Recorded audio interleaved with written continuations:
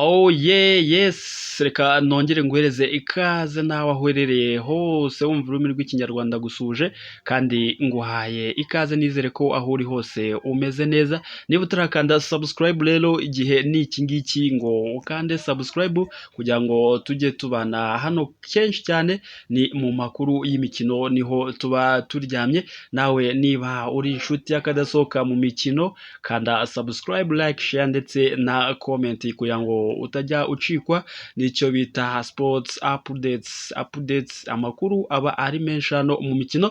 Aka kanya rero tuzanye icyo bita breaking news. Ikipe ya Rayon Sport na APR FC zigiye gucakiranira muri stade Amahoro nyuma yaho imirimo yo kuyivugurura igeze ku musozo. Ikipe ya APR FC rero igiye gucakirana na Rayon Sport mu mukino wiswe umuhuro mu mahoro, niyo nsanganyamatsiko y'uyo mukino, ugamije rero igikorwa cyo gutaha ku mugaragaro stade Amahoro yamaze kuvugururwa kandi ikaba imeze neza cyane. Uyu mukino rero ngo uteganyijwe ryari? Uyu mukino wa APR na Rayon Sport uteganijwe kuzaba tariki ya 15 z'uku kwezi, n'ejo bundi ku munsi wo kuwa gatandatu, ukazabera nyine kuri stade Amahoro yakira ibihumbi 45. Murabyuka ko yavuye ku bihumbi 20 yakiraga mbere y'uko isanwa cyangwa se ivugururwa, ubu ikazajya yakira ibihumbi 45. Stade Amahoro rero yari imaze umwaka umwe n'igice itaberaho umukino kubera ibikorwa byo kubaka ndetse no kuyivugurura mu buryo bugezweho. Kuri uyu mukino rero witiriwe umuhuro mu mahoro, ishyirahamwe ry'umupira w'amaguru mu Rwanda Ferwafa ryahisemo ikipe ya APR FC na Rayon Sport kuba arizo kipe zihurira muri uyu mukino. Hafashwe kandi ikipe ya mbere n'iya kabiri ku rutonde rwa shampiyona ruheruka umwaka ushize 2022, 2023, 2024. Iyo shampiyona mwibuke ko yatwawe n'ikipe ya APR Football Club.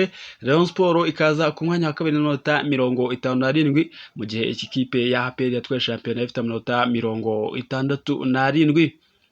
Ferwafa kandi yemeje ko aya makipe yombi azakoresha abakinnyi ashaka, yaba afite amasezerano cyangwa se abatayafite, ndetse bizaba umwanya mwiza wo kureba abakinnyi bashya ndetse no kureba imyanya ikenewe hagati aho mu ikipe iyo ariyo yose. Birumvikana ko APR FC yamaze gusinyisha abakinnyi bagera kuri 4, ni umwanya wo kubahereza umwanya ikabareba, ndetse nabo itekereza kuba yasinyisha b'abanyamahanga nubwo bataratangazwa ariko barahari. Nabo rero bashobora kuzigaragara mu kibuga muri uyu mukino, bakareba urwego rwabo bakinnyi bagiye kuba basinyisha. Ndetse n'ikipe ya Rayon Sport murabizi ko abenshi bagiye basoza amasezerano, rero nabo baremerewe, ni karibu kuza ugakina rwaba udafite amasezerano mu iyo ekipe yaba yararangiye. Gusa ni umwanya mwiza rero ku ma ekipe yombi kugira ngo yerekane impano ifitemo, yaguze yongereyemo, ndetse n'abatoza bazaba ari bashyashya, dore ko ngo APR Football Club muri iki cyumweru aribwo iri bumanure umutoza ikamutangaza ni Nyarugenge, umutoza mukuru uzaba usimbura Thierry Froger wamaze kwerekwa umuryango mu ikipe ya APR Football Club. Ku bijyanye rero no kwinjira kuri uyu mukino, amatike azagurishwa mu buryo bw'ikoranabuhanga gusa. Itike ya make rero izaba igura amafaranga 1000 cy'amafaranga y'u Rwanda, mu gihe itike ya menshi izaba igura amafaranga ibihumbi bigera ku 10, ariko ikazaba ari y'icyubahiro cyangwa se ari yaba VIP. Nuko vuga ko 10 ari VIP, naho 1000 ni general cyangwa se ahasanzwe kwita ahasanzwe. Ni ukwihera amaso rero uyu umukino w'imboneka rimwe wo mu Rwanda uhuza ikipe ya APR FC ndetse n'ikipe ya Rayon Sport. Iyo wabaye rero abakunzi b'umupira w'amaguru hano mu Rwanda baba bazamutse ndetse niyo nka, ni ukuteza tukareba umukino. Ni umukino wa mbere ugiye kubera muri no stade Amahoro kuva yamara kuvugururwa.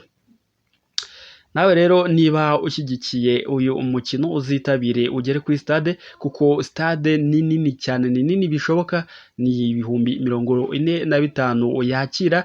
Ni ukugerayo rero tugashyigikira ama ekipe yacu dukunda. Niba uri APR, niba uri Gikundiro, gera kuri stade ubundi wihereye amaso ibyo amaso yawe atigeze abona, aho ekipe yawe itigeze ikinira imbere y'abafana bangana gutya. Sasa rero ngaho kanda subscribe tujye tubana hano kuri News Rwanda buri munsi, like, share ndetse na comment. Hasta la vista, naho mu yindi breaking news naho turi bubamanurire mu kanya gatoya.